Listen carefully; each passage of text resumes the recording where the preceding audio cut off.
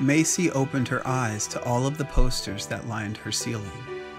The music in her headphones blared so loud she didn't hear her mother knocking at the bedroom door.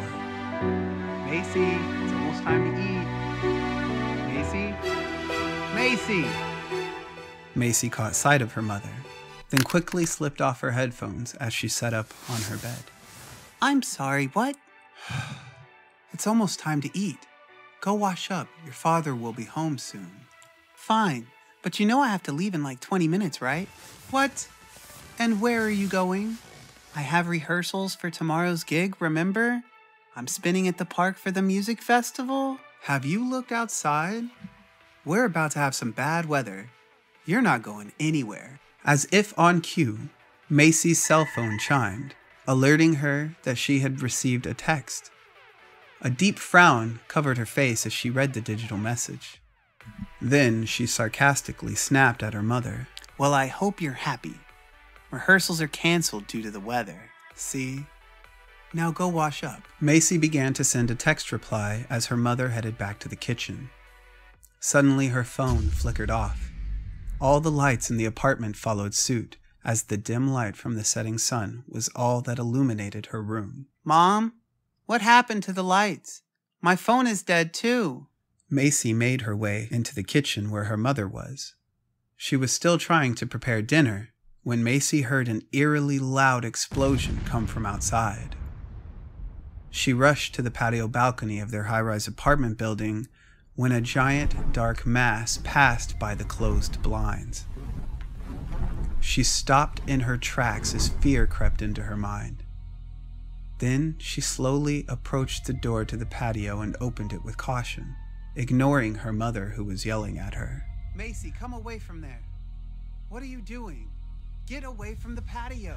Macy cautiously stepped out onto the patio, scanning the city's skyline for any sign of the giant shadow that passed by the apartment.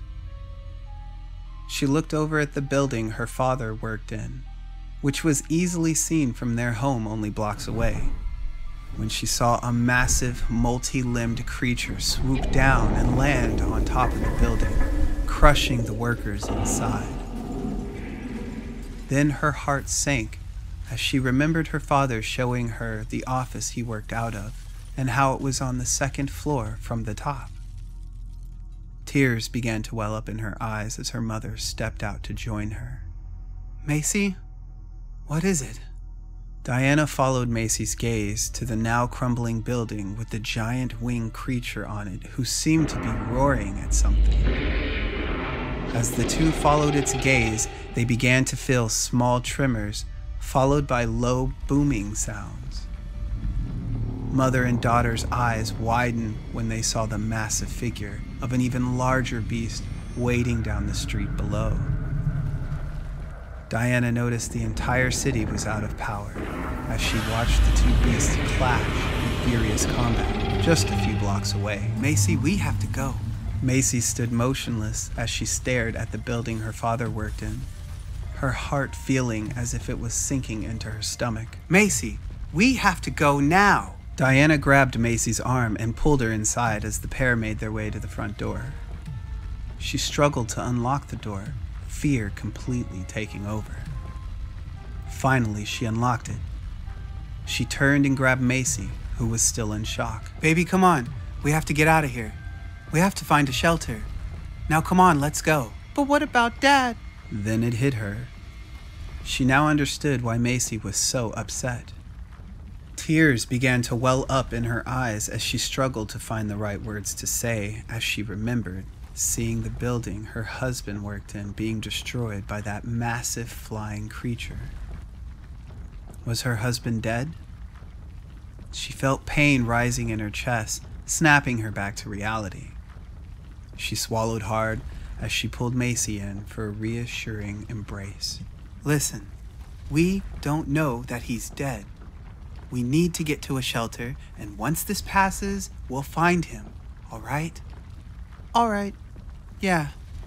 Diana began to question her own words as they rushed to the room housing the emergency stairwell. She knew were he at work, the likelihood of his survival was minimal. But she couldn't let Macy see her doubt. She had to be strong now. She had a daughter to protect. The pair could hear the sounds of the battle taking place outside. The building would shift occasionally, causing the mother and daughter to lose their footing. Macy felt a sharp pain in her ankle as she gripped the stair rail for support. Mom, I think I twisted my ankle. It's okay, baby, it's okay. Come on, we've got to keep moving. Diana threw Macy's arm over her shoulder to help her as they made their way down the last flight of stairs. Soon the pair found themselves on the side of the street looking up at a massive, bulky creature with dorsal plates lining its back. Macy noticed its attention was focused on something else. As she looked down the street, she saw nothing but destroyed building, rubble, and the occasional body. Then she noticed the flying creature in the distance drawing ever closer. Fear and wonder kept her suspended in curiosity as she watched the behemoth in front of her begin to shift its weight as it turned its back on the coming creature. Mother and daughter's jaw dropped when they watched the giant's massive thick tail slam the flying creature into the building across from them. Chunks of the building and debris began to fall to Macy and her mother. Time seemed to slow to a crawl as Macy watched a small piece of building grow larger and larger as it fell towards her.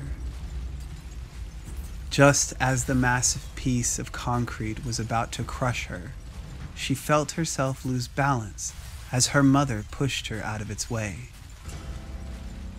Macy looked back at her mother, whose eyes were wide with fear as the massive piece of building came crashing down on her. Time was still moving slow for Macy as she hit the ground with a hard thud, slamming her head into the curb below. Then everything went black.